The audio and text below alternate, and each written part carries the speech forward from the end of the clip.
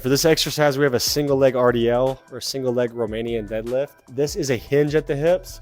So important cue here is the weight's in the opposite arm of the leg doing the work. So right here, I'm working my left leg, holding the weight in my right arm.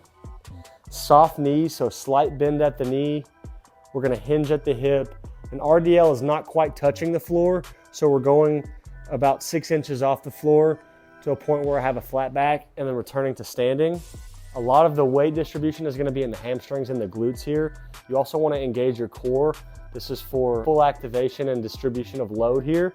So weight to about 6 inches. Don't let that knee cave in there. Hinge at the hip, bring it back.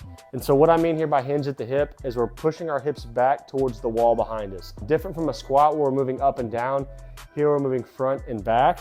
So switching arms here, right leg's doing the work, left arm's holding the dumbbell, slight bend at the knee, hinging at the hip, pushing the hips back to about 6 inches, floating with the opposite leg, and pushing back up.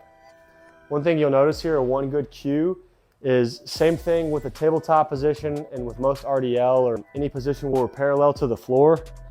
I want to lower to a point at which my hips create about a 90-degree angle so my back is flat. I don't want to go past that, and I don't want to go too shallow either. That's right around that 90-degree angle, soft bend at the knee, and then come up. For the most part, you can perform this exercise coming back to a standing position. So keep that balance and then bring the foot back and you can rest. For a way to make it slightly more challenging, continue to keep that knee bent, but keep this leg floating the entire time. So say you're doing 6 reps, do the entire 6 reps without putting this leg on the ground. So keeping balance the entire time just adds a little bit of stability for a challenge here.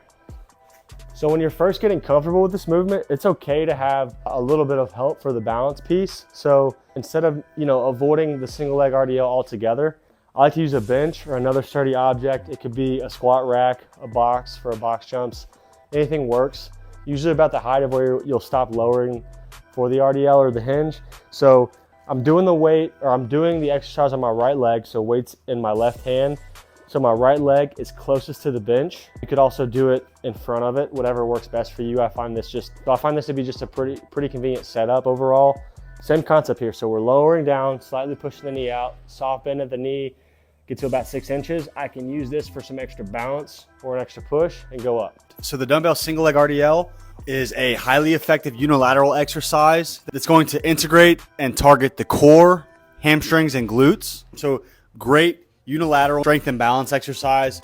So being on one leg and having the weight in the opposite arm will force you to balance yourself through the hinging motion. So it'll be great for developing neuromuscular control and balance, hip stability, and proprioception, meaning your awareness of your body within relation to space. So as with all hinge-based exercises, especially when we decompose them and get them into like a single leg position or a reduced range of motion, this will help us correct muscle imbalances, which will make our movement more efficient. We'll move more integrated as an entire system. So great exercise for athletic development, stability, balance.